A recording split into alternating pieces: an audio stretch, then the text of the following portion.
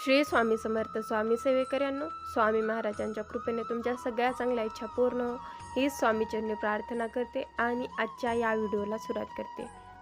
तर स्वामी सेवेकरांनो, तुम्ही तुमच्या आयुष्यामधल्या सगळ्यात वाईट काळामधून जात आहात। जवळच्या माणसांनी साथ सोडलेली आहे, घरी पैसा नाही, अन्नधान्य नाही, घरामध्ये कोणीही सुखी नाही, घरामध्ये सतत कोणी ना कोणी आजारी पडत आहे आणि घरातील माणसाचं एकमेकाशी जमत नाही, कर्ज झालेलं आहे, संतान प्राप्ती होत नाही, तुम्ही तुमच्या नवऱ्यासोबत भांडण करून माहेरी आहात, नवरा तुम्हाला घरी घ्यायला येत नाही, संसारामध्ये असंख्य अडचणी आहेत, मुलं वाईट नादाला लागलेली आहेत, वाईट वळणाला गेलेली आहेत, नवऱ्याचं घरामध्ये लक्ष नाही तर इतर कामामध्ये फार लक्ष आहे, जसं की बाहेर लक्ष आहे।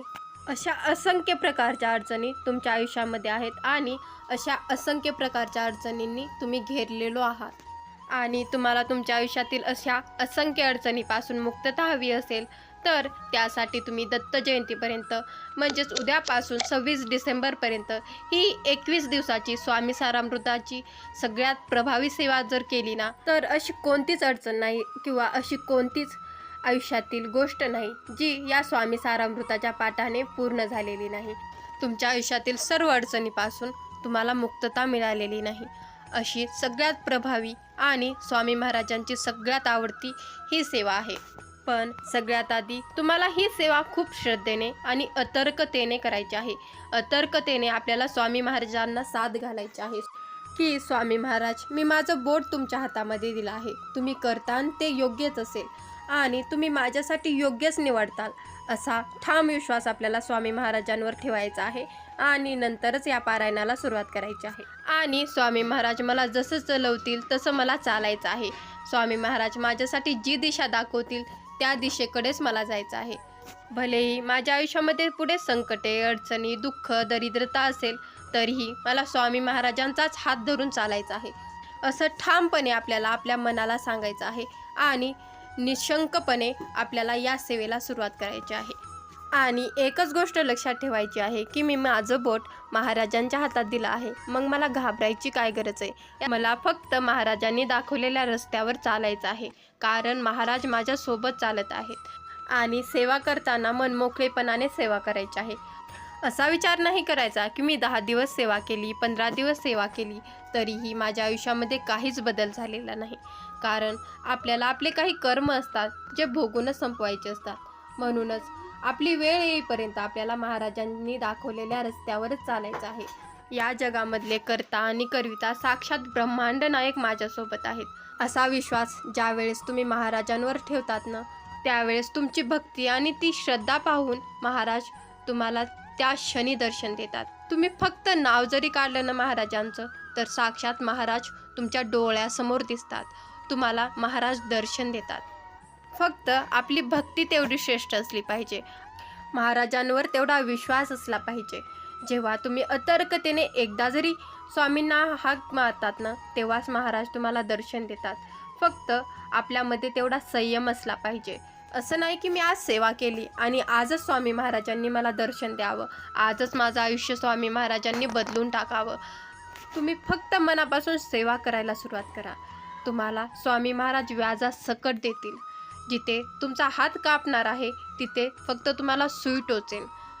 फक्त तुम्ही ज्या काही सेवा करत आहात ना, त्या मनापासून आणि श्रद्धेने करा, बघा तुमचं आयुष्यसुद्धा बदलून जाईल आणि तुम्हाला 100% महाराजांच्या सेवेचा अनुभवसुद्धा येईल। पण तुम्ही जर का लालच ठेवून दत्त महाराजांच्या, स्वामी महाराजांच्या किंवा इतर कोणत्याही देवाच्या सेवेला सुरुवात कराल तर तुम्हाला त्या देवतांचा आशीर्वाद कधीही प्राप्त होणार नाही। स्वामी महाराजांचा तर आशीर्वाद प्राप्त होणारच नाही, पण इतर देवतांचा सुद्धा तुम्हाला आशीर्वाद प्राप्त होणार नाही, कारण सेवा करायची म्हणल्यावर मनमोकळेपणानेच सेवा करायची आहे। आणि ही स्वामी महाराजांची सेवा तुम्ही काही न मागता करा, कारण काही न मागता केलेल्या सेवेने काही मागायचीच वेळ येत नाही, कारण स्वामी महाराज त्याला सर्व काही न मागता देतात, असे आपले स्वामी महाराज आहेत। तर स्वामी महाराजांचा सर्वात आवडतीचा ग्रंथ म्हणजे स्वामी सारामृत हा ग्रंथ तुम्हाला तुमच्या जवळपासच्या स्वामी केंद्रात किंवा स्वामींच्या मठामध्ये सहज मिळून जाईल। पण तुमच्याकडे जर का स्वामी सारामृताचा ग्रंथ नसेल आणि तुम्हाला खूप करण्याची इच्छा असेल, तुम्हाला स्वामी सारामृताचा ग्रंथ भेटत नसेल तर तुम्हाला गुगलवर देखील स्वामी सारामृताचं PDF भेटून जाईल. तुम्हाला ज्या पद्धतीने स्वामी सारामृताचा ग्रंथ भेटेल किंवा PDF भेटेल त्या पद्धतीने तुम्ही स्वामी सारामृताचे पाठ करू शकता. पण स्वामी सारामृताचा ग्रंथ, स्वामी महाराजांचा फोटो किंवा मूर्ती आपल्या घरामध्ये असणं खूप गरजेचं आहे, अनिवार्यच आहे. म्हणूनच तुम्ही जेव्हा कधी केंद्रात जाल किंवा स्वामी महाराजांच्या मठात जाल किंवा अक्कलकोटला जाल तेव्हा आवर्जून या 2 गोष्टी आपल्या घरी घ्यायला विसरायचं नाही. एक म्हणजे स्वामी महाराजांचा फोटो किंवा मूर्ती, दुसरं म्हणजे स्वामी सारामृताचा ग्रंथ. या 2 गोष्टी आपल्या घरामध्ये असायलाच हव्या, आपल्या घरातील देवघरामध्ये असायलाच हव्यात. तर अशा स्वामी चरित्र सारामृतामध्ये एकूण 21 अध्याय आहेत आणि आपल्याला स्वामी सारामृताचे पाठ करायचे आहेत. म्हणजेच दररोज 1 ते 21 अध्यायाचं आपल्याला पठण करायचं आहे. म्हणजे काय तर रोज आपल्याला एका जागी बसून 1 ते 21 अध्यायाचं जागा न बदलता वाचन करायचं आहे. 1 ते 21 अध्यायाचं पूर्ण एका जागी बसून वाचन करायचं आहे. हे वाचन करत असताना उठायचं नाही, मध्ये कुणाला बोलायचं नाही किंवा गप्पा देखील मारत बसायचं नाही आणि फोन आला तर फोनसुद्धा उचलून बोलत बसायचं नाही. कुणाशी न बोलता न उठता आपल्याला 1 ते 21 अध्यायाचं स्वामी महाराजांपुढे बसून वाचन करायचं आहे. तर आता तुमची जर काही इच्छा असेल ना तर तुम्ही पूजा मांडणी करू शकता. जागा असेल तर तुम्ही स्वामी महाराजांची संपूर्ण पूजा मांडू शकता आणि नंतर संकल्प सोडून या पाठाला सुरुवात करू शकता. पण पूजा मांडणी करावंच लागते असा काही नियम नाही, म्हणून तुम्ही देवघरासमोर बसून सुद्धा या पाठाला सुरुवात करू शकता. फक्त तुम्हाला देवघरासमोर बसायचं आहे, दिवा अगरबत्ती धूप लावायचं आहे, एक आसन घ्यायचं आहे आणि स्वामी महाराजांचं नामस्मरण करून नंतर या पाठाला सुरुवात करायची आहे. आणखीन एक, ज्या वेळेस तुम्ही पहिल्या दिवशी पाठाला सुरुवात केली आहे त्याच वेळेस तुम्ही जर का 21 दिवस पाठ केला ना तर तुम्हाला लवकरात लवकर स्वामी चरित्र सारामृताचे अनुभव येतील.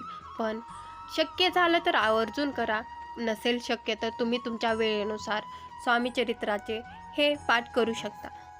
कारण आयुष्यामध्ये बऱ्याच अडचणी असतात. कुणाचे मुलं बाळं लहान असतात, कोणी नोकरीला जातं, कोणी घरकाम करतं आणि घरामध्ये खूप सारे काम असतात. म्हणून तुम्हाला जसा वेळ मिळेल तसं हा स्वामी चरित्र सारामृताचा पाठ करायचा आहे.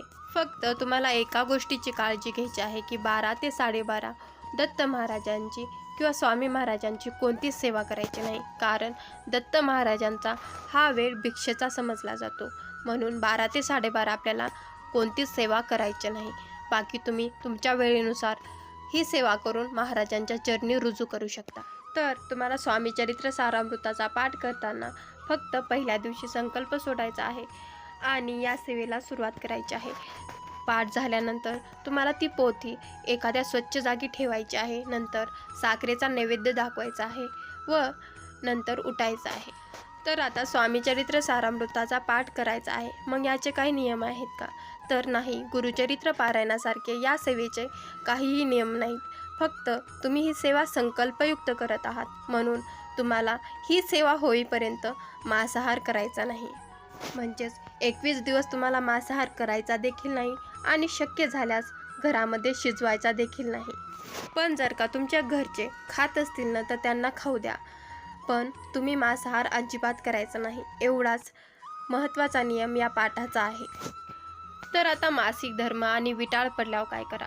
तर मासिक धर्म आडवा आल्यास किंवा विटाळ पडल्यास तुम्ही तेवढे दिवस ही सेवा स्टॉप करू शकता. पण जर का तुमच्या जागी इतर कोणी ही सेवा करणार असेल ना तर अतिउत्तम. पण जर का कोणी करणार नसेल ना तर तुम्ही तेवढे दिवस ही सेवा स्टॉप करू शकता आणि नंतर तिथून पुढची ही सेवा करू शकता. आणि ही सेवा करताना तुम्हाला ब्रह्मचर्याचे पालन करण्याची सुद्धा गरज नाही. अशा साध्या आणि सोप्या पद्धतीने आपल्याला स्वामी सारामृताचे 21 पाठ करायचे आहेत. 21 पाठ पूर्ण झाल्यानंतर 21व्या दिवशी वाचन झाल्यानंतर घरामध्ये गोडधोड काहीतरी करायचं आहे. त्याचा नैवेद्य स्वामी सारामृताच्या पोथीला स्वामी महाराजांना दाखवायचा आहे. आणि तुम्हाला जर का शक्य असेल तुम्ही 5 मुलं जेवू घालू शकता किंवा जोडपी घालू शकता. एखाद्या सवाशीण स्त्रीला सुद्धा तुम्ही या दिवशी जेवू घालू शकता. तुमच्याच्याने जसं शक्य होईल तसं या सेवेचं उद्यापन करायचं आहे. नाहीतर तुम्ही गोरगरिबांना सुद्धा दान दक्षिणा देऊ शकता. नक्की तुम्ही उद्यापासून ही सेवा करून तर बघा. अशा प्रकारे स्वामी सारामृताचे पाठ करून तर बघा. तुमच्या आयुष्यातील असंख्य अडचणी दूर होतील आणि नक्कीच तुम्हाला 100% या पारायणाचा अनुभव आल्याशिवाय राहणार नाही. व्हिडिओमधील ही छोटीशी माहिती आवडल्यास व्हिडिओला लाईक करा, चॅनलला सबस्क्राईब करा. श्री स्वामी समर्थ. जय जय स्वामी समर्थ.